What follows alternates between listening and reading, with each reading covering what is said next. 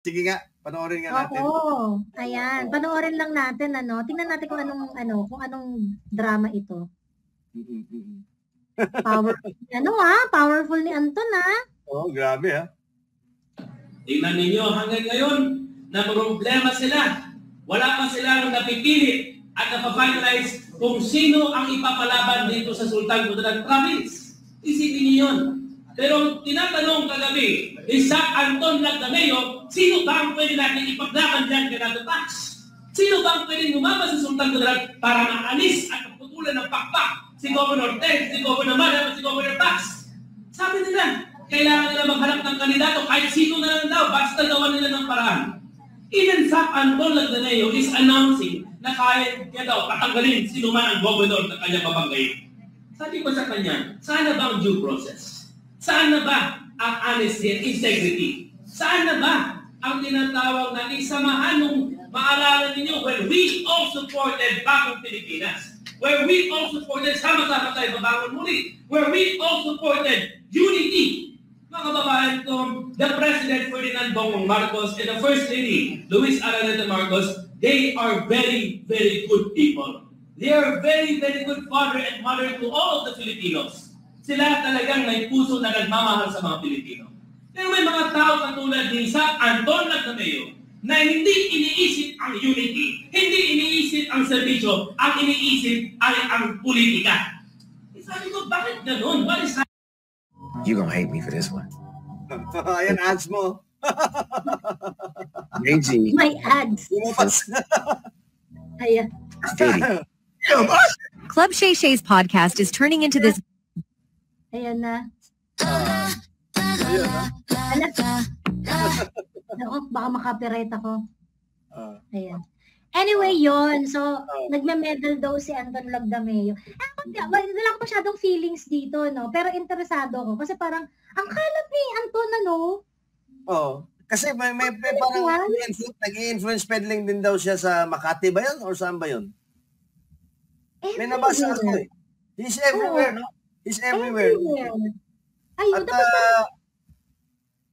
ang kalat-kalat niya, kasi parang, remember, nung he was trying to convince Gov Hubahib na wag ituloy yung maisog sa tagong. Yun. Parang na-expose din niya na parang, ikino-convince niya na na gusto makipag-meet sa EME, ganyan-ganyan, tapos hindi sinipot ni Gov Hubahib, yung mga ganon.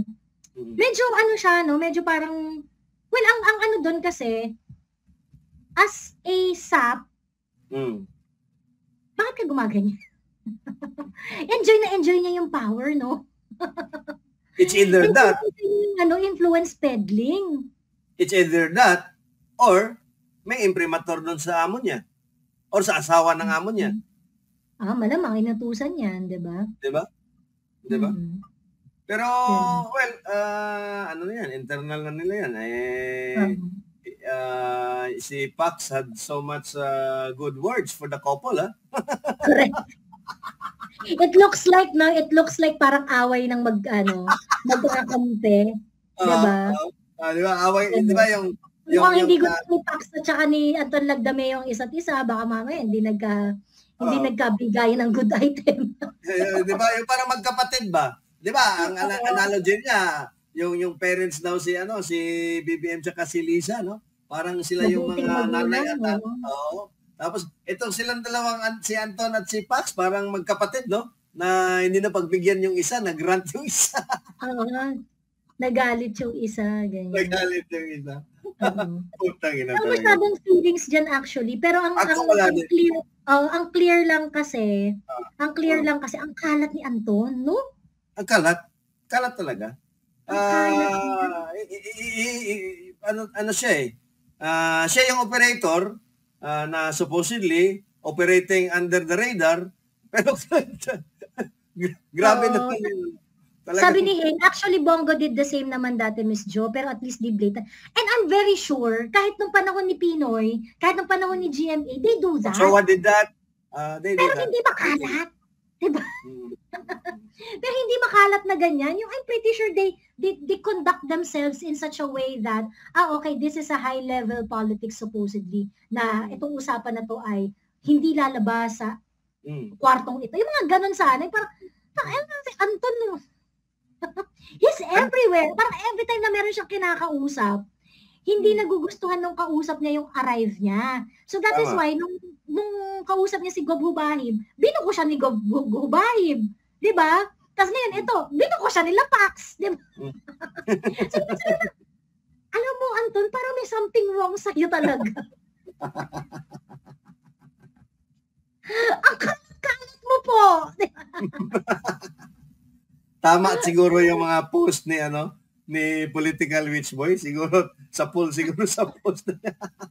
Kaya ganyan si Anton. Oo. Mukhang si Anton, he rubbed the people the wrong way.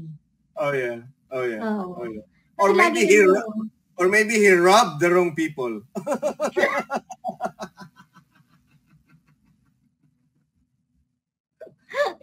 Grabe siya. Una dato yan Putangina mo, akala mo may drama yan na parang iiyak na lang alos. Maganda dato yan sa Anton, tangina. Correct. Mahirap makaonsehan yung mga yan. Mahirap yan. Isip-isip ka din. Isip-isip ka din, Anton. Ako, yari ka. Tingnan mo naman yung rant, at talagang pinangalanan talaga, Oo. Diba? Oo. Ibig sabihin, ganun sila kapis. Ganon sila kapis. At Oo. ganon sila honest. Oo. And ganon sila kaseryoso. Anton should take that as a Respond pa warning, sila, para anuhin yun. Oo. So, yan. So, sana tumodo yung away nila. Sana nga. Pagdadasal po namin na tumodo yung away niyo. Paring Pax, no? Itodo mo na, isang bagsakan na lang, Pax. Oo. Diba, bad trip Bad trip kayo, Pax, Oo. Ganon. Anahin niya na yan. Oo. Dahil baka gusto niya mabako. Oo nga. Diyos me. Grabe. Ayun lang. So yun, so parang hindi ako doon. Nung nakita ko nga yan, sabi ko, well, number one, sobrang bad trip ni Pax. Nung grupo ni Pax, ni Governor Pax doon sa Sultan Kudarat. Sobrang bad trip nila. Para mag-conduct pa sila ng press conference, pangalanan si Anton Lagdameo, at i-call out yung mag-asawang yung Pangulo at yung First Lady. Diba? Ibig sabihin, it is something that they cannot really just sit down and talk. Pangalawa, on part of Anton Lagdameo, yung track record mo, na laging nabubwisit yung kausap mo, tumataas na yung listahan. Dumadami na. I mean, siguro parang, kasi ang chismis dito kay Anton Lagdameo, hindi naman na daw talaga yan binibigyan ng mga important na mga mga important na mga assignments. For that one, kasi nga parang he rubs the people the wrong way. Kasi nga parang yung mayabang siya, tapos yung medyo, impression ko lang naman I think for this reason, yung parang, yung influence peddling niya sobrang, he's trying to really impose the, ano ko ng presidente. Is using the position to really, parang kingmaker syndrome. Sort of. Yung kumbaga parang nagfo-forge siya parati ng, dapat ganito ka kasi ako ang mayor ngayon dahil ako ang may hawak ng susi sa gate, yung gano'n.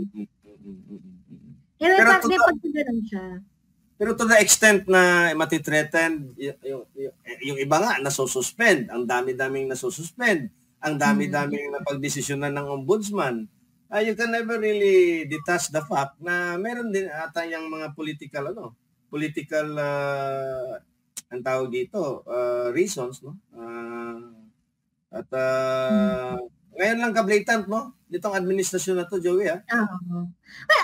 Ako Yung observation ko nga na tatlo na yon na parang first, unang-una, bad trip sila Governor Pax. Pangalawa, si Anton, something is seriously wrong with you. Kasi ba't ang daming nababad trip sa'yo?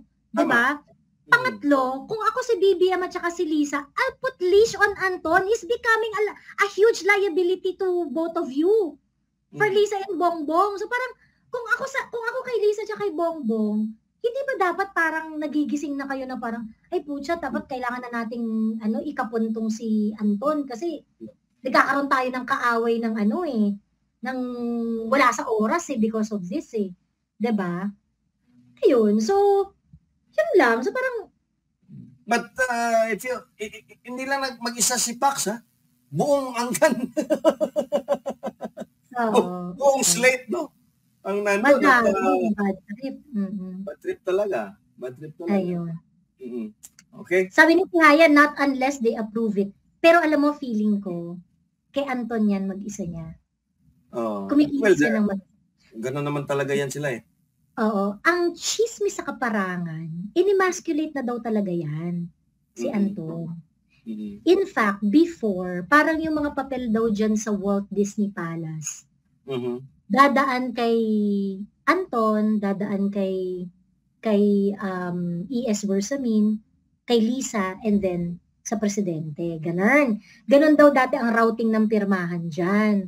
Ayun. So yung mga puting ahas natin dyan, pakikumpara na lang po kung ang nauna kong puting ahas ay nagsasabi ng totoo.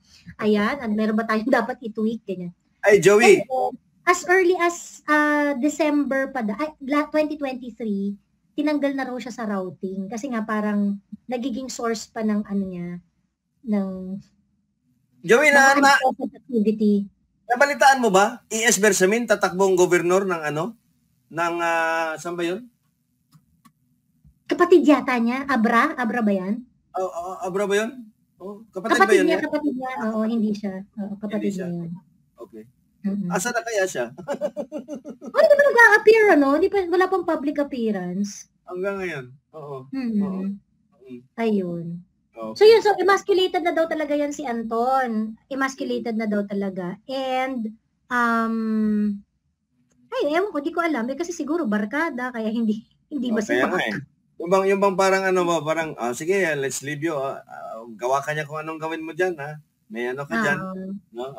You enjoy the perks and the privileges, pero hindi ka na included sa loop, So siguro, nag-influence peddling, walang magawa sa buhay, di ba? Nagpa-power tripping, pero yung binangga niya... But done in a very distasteful manner. Distasteful manner, yes. Talagang... Ayun. Anyway. So isipin nyo na lang po, Sap Anton, na ito sinasabi namin ay paalala, i-level up nyo naman po yung game ninyo. Please. Level up your game, man! Diba? Hawak ka sa sarili mo. Press conference ka ng lahat ng nakakausap mo. Something is wrong with you. Diba? Maawa ka kay Don. True. Ayan. Siya, 1:30 na at I can't hold you any longer.